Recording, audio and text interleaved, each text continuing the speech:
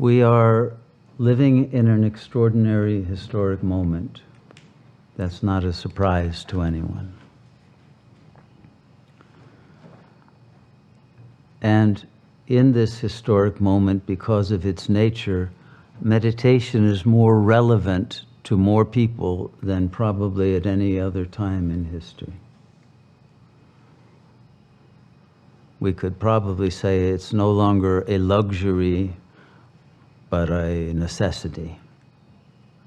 for many who are suffering from the loss of freedom that is being experienced throughout the world by the anxiety, the fear, the paranoia that is being provoked, the uncertainty at all levels of biological life, social life, political life, financial life, existence itself. Everything is in the balance in a time in which no future can be planned, nothing is known. We are in that moment of the indeterminacy that cannot be decided by the ego. The ego has lost its effectiveness, its usefulness as an organ of consciousness. And we require a transcendence to a higher level of intelligence, a higher level of our being that is fearless and that is clear and that is able to navigate this new world that is a dying world and see what is being born and perceive the blessings and perceive the ways to be a giver of blessings in this time of darkness for many. But what is dystopia to the ego may well be utopia for the real self. And so it is this shift of our own paradigm that meditation will bring to us if we are willing to go beyond the ego, to return to the self, to be who we really are, and to abide as that in such a way that our physical and cognitive and emotional capacities become able to serve as a channel for the flow of Shakti, of wisdom, of light, of healing love and compassion. And of that vibrational frequency that can shift a soul out of the illusion that there is a world and to see the truth that there is only consciousness. This is what the perennial philosophy has always taught, the great tradition, the esoteric level of all the religions and spiritual traditions, that there is only one self, one intelligence, one supreme actor, and that all that seems to appear is simply a dream within that consciousness, a simulation of reality, but not real. The world is God inside out. And when we are no longer inside out, when we have gone within and brought that within into the outer, when we have united the inner and the outer, when we have recognized the consciousness that can be a collapsed quantum wave that seems like a world of fixed forms and identities and limited potentialities and contractions of fear and desire and of lostness and confusion, when we can turn that inside out, when we can reveal the light and the love and the joy and the perfection of the poetry of God's heart and mind that are bringing the world to a beautiful conclusion, a beautiful consummation of all possibilities, to allow a world of suffering to die quickly so that a world of peace and love and joy and beauty, goodness and miraculousness can be reborn. But in this transition phase, if one is lodged still in the ego, that part of the consciousness identified with the physical body and identified with the mind that is trapped in language, in the flow of thoughts that are embedded in duality and in the belief that the world is real and not a simulation, not a dream in God's mind, that believes that we are in danger, that believes that we are in some kind of dire circumstances, then that mind will create paranoid vibrational frequencies that produce more negative karma, more suffering, more loss of freedom, more loss of the sattvic capacity to penetrate through the apparent to the real and to enable a fearless encounter with the real to bring us home to the God self from which we have traveled lifetime after lifetime in order to arrive at this end point, this omega point, foretold by every sage and philosopher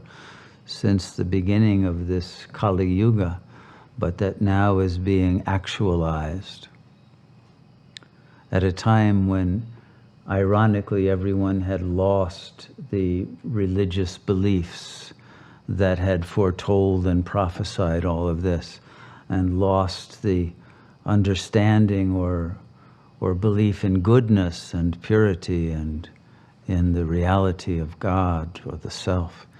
Now at that very moment in which the darkness of the ego's cynicism and denial of love and of light and of the real, now at that moment we are faced with both the whirlwind of the karmic reaping of what has been sowed by the collective ego, and also at the same time the revelation and the rapture, the bliss of the return of God. Because that's what the ending of the world is. It's the return of the realization that there never was a world but only God, who appears as that singularity of light and power and potentiality that can once again redream the world in its most beautiful form before it was degraded by the ego consciousness that brought the world into its current crisis. So this is what has been called Nivritti Marga. There are two margas or pathways in traditional yoga or even in Eastern philosophy in general. The Pravritti Marga and the Nivritti Marga. The Pravritti is the outgoing, when the world is new and young and beautiful and open, and there are always new horizons of possibility. Then one wants to build, one wants to explore the outer, one wants to express one's creativity in the constructions that are possible for the mind and for form itself. But as the world returns, as the circle ends up returning to its omega and alpha point, there is a need to withdraw from the outer, to return to the source from which we have come, and to refresh, to renew, to recharge the batteries that have become exhausted over lifetime after lifetime of proceeding in an externalized manner. But now the world is exhausted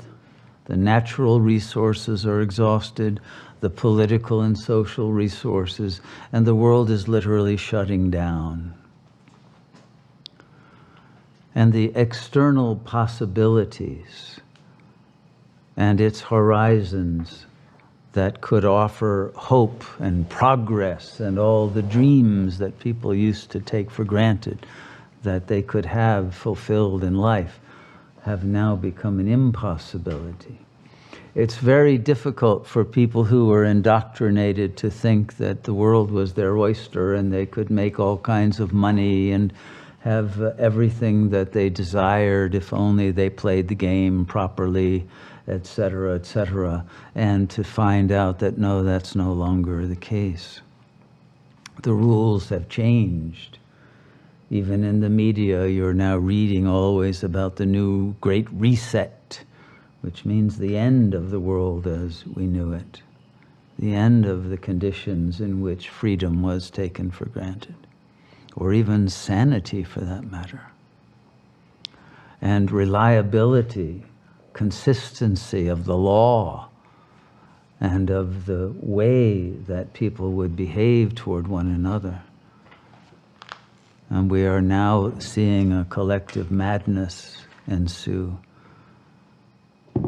a psychosis that has become collectivized and generalized, and aggressivity and paranoia rising, mounting to their maximum. And so in a time of this kind of very high tension and of terror, of conflict of every kind, and of the incomprehensibility of the ways in which those current authorities are managing this supposed crisis and are turning it into a way of bringing about a totalitarian loss of freedom for everyone. This short circuit of everything we thought was reality and was expected by the human species to be honored brings us back to the core of what we are, when we can no longer depend on the external world for the support that it used to give, when it's now a place of danger, of sickness, and of mob violence, of death. How does one retain one's spirit, one's life, one's light, one's empowerment, one's creative imagination, one's ability to love with an open heart, with innocence, with purity, with goodness? How does one retain one's soul and one's connection to the purity of spirit in a time of such darkness? This is the challenge that yogis face, but at the same time, it is what is motivating people as never before to go inward, because when you're in lockdown, there isn't much else you can do. And so as the external possibilities are minimized, the potentiality for the internalization of consciousness, for the rediscovery of those resources that are supernatural, that are connected to God consciousness and derive their being from our own immortal self, our eternal light, that is now available as never before. And the time to concentrate and to be present to the innermost being is now reaching its maximal. So if we take advantage of what this time is giving us, rather than resisting it and regretting it and feeling the remorse of what is lost, of feeling the potential of what can be gained now, by going within, by letting go of all of those desires of the ego and of all of its fear, because it can reach that state of fearless presence when it knows that it is not the body, not the mind, not anything with form that could decompose or be harmed. When you know what you are, then you gain a freedom that cannot be taken away.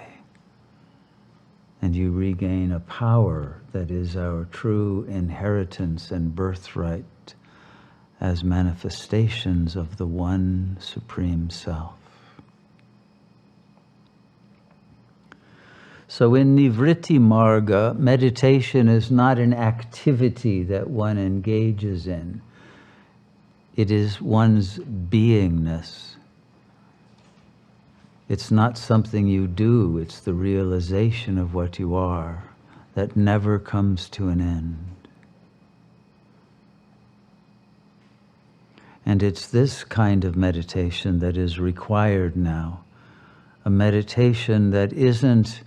interrupted by a return to the ego mind and its fears and confusions and lostness and its embeddedness in duality. We want to reach that place of the self that does not change, cannot be lost, and that is not dependent on any conditions.